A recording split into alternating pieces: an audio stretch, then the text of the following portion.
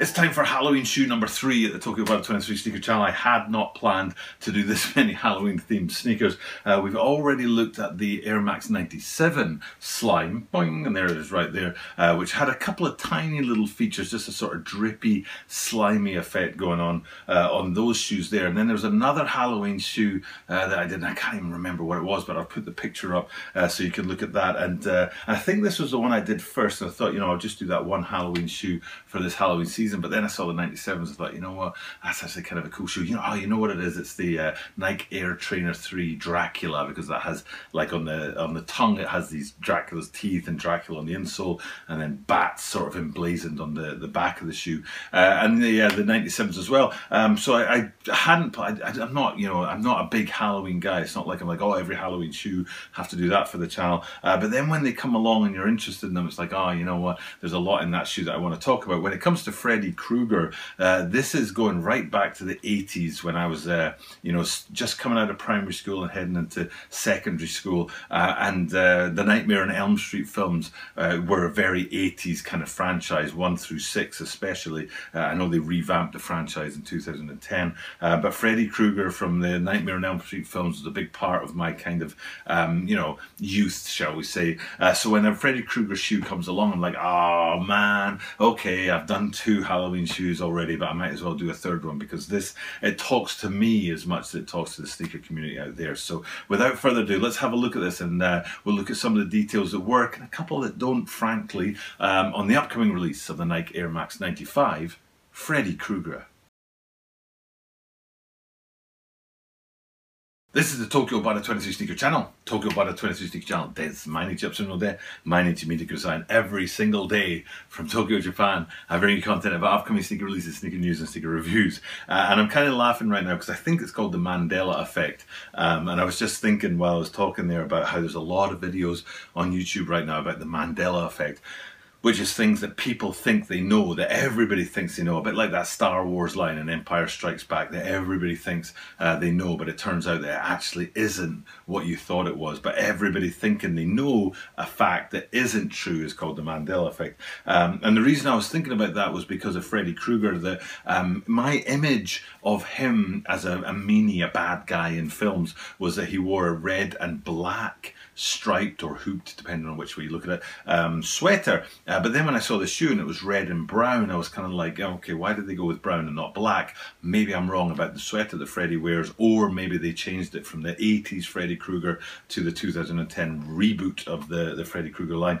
And I checked into it, and it was just one of those Mandela effects. I was totally wrong. And it is usually red and a deep brown, or sometimes red and a deep, deep green as well, but either way, not black. So it is truer to Freddy Krueger than my memory is truer to Freddy Krueger. So that's why I was kind of having like a smile and a thought to myself about that and this particular shoe. So now, before we get into it, just a quick shout out to this shoe that I still haven't worn yet. I do apologise. I am supposed to wear this shoe sometime soon. I've had it for 18 months and I haven't worn it yet, which is really terrible. But it is an Air Max 95, and there are some details on this that they got just right, and details on this shoe today that they got just wrong. And it'll help to have this shoe so I can compare the two and tell you what I'm talking about with an actual example, and you'll be like, oh, you know what, I see what you're talking about, because you can actually literally see what I'm talking about and not just imagine. So without further ado, let's get into the shoe, and we'll talk about the bits on it first that I like, and then the 2 bits on it that I think are maybe a little bit lacking and could have done with a little bit more. So first things first, that red and brown layered horizontal upper that you get on Air Max 95 is very cool and very true to, like I said, the Freddy Krueger line. I think I'm right in saying if you zoom in on it, you'll see that there's not much differentiation between the materials. It might be the highest line is one material and the lower 3 lines are another.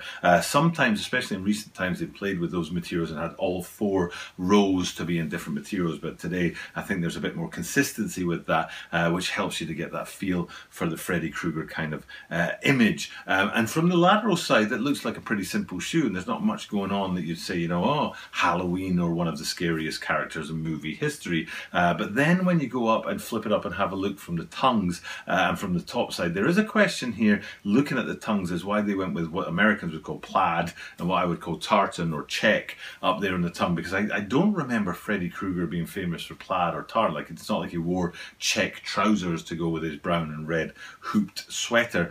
So if you know, out there, if you know why they went with tartan or plaid or check or whatever you want to call that on the top of the tongue, definitely let us know in the comments down below, because I'm sure there's reason for it, but I just don't know what it is. But what I do know is if you go down from that, the center section of the tongue, this panel right here on today's shoe is silver, which represents the knife fingers that Freddy Krueger has. I think only on one hand. I don't think it's on both hands, but I might be wrong about that. But I thought it was just on one hand that he had knife fingers, and that's what the silver represents. And then on top of that, you've got these dots of red, which represent the blood of his victims. So now we're getting into that Halloween theme and that sort of Freddy Krueger vibe in there. You're like, okay, there's a bit more to this shoe than I thought. And that is repeated on the back. If you go around to the heel on these guys and have a look there, you'll see that silver sort of, again, it's easier if I show you that kind of, I don't know how you describe this sort of starts fat, gets thin, goes fat again panel. If you look there, you'll see it's silver, and again, the splatter of blood on there to represent the Halloween. But my actual favorite kind of Halloween feature is the most hidden one, which is if you look down from above onto the insole, you'll see that there's a black swoosh in there that's got like red blood dripping off it, which is kind of cool. So another Halloween feature. Now if we come back out and look at the lateral side, a point of interest to many people out there is this kind of weathered looking midsole. Weathered or sail, I'm not sure which. Probably weathered, because sail is a bit lighter than this, but it is an interesting feature. It's deliberately there to to complement the browns and the reds from above. So we're yes on that. And then when you flip it out, this is one of the main reasons why I brought this shoe out today, was because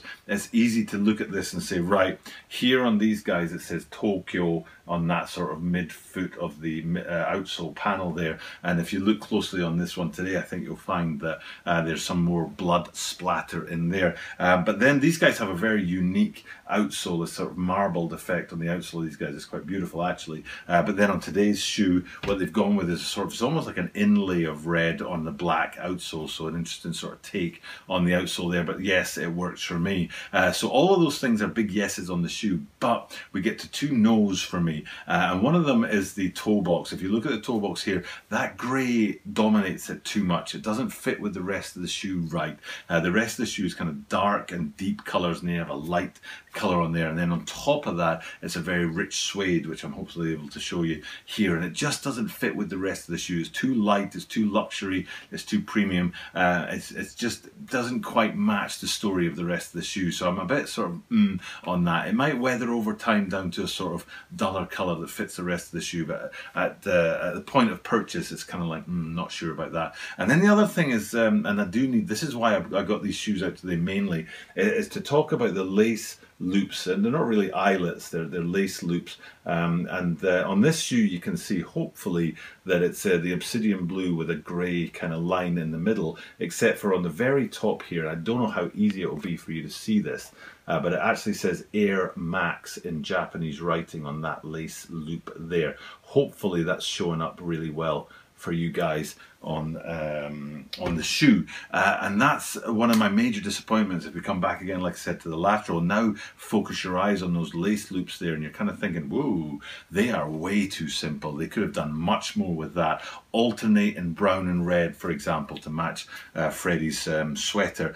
Or, and I actually had to research this, Freddy, F-R-E-D-D-I-E is 7 letters, but Freddy Krueger doesn't spell it I-E, he spells it with a Y, F-R-E-D-D-Y, which is 6 letters. And that made me think of the Reebok Question mids, which have the word Reebok down their lacing system, because that's 6 letters. And that would have been great if they put Freddy's name. Krueger's 7 letters, so it wouldn't fit in, but Freddy, you know, maybe down the lateral side of the lace loops on there would have been a cool addition. And they obviously, you know, having looked at this shoe I've got in hand here, you can see that they do play around with the detailing and the branding on there, so I don't know why they didn't put something more. Maybe there's significance to it, I don't know, and but it just felt like it was a bit of a blank where they left it blank and didn't put anything on it, and that felt a bit sort of, I don't know, a bit lazy, for want of a better word. So those lace loops and then that toe box there are just a bit a bit jarring if you ask me, but the rest of the shoe is absolutely fire and very, very cool. Fits with the narrative of the story and fits with the narrative of the season as well. So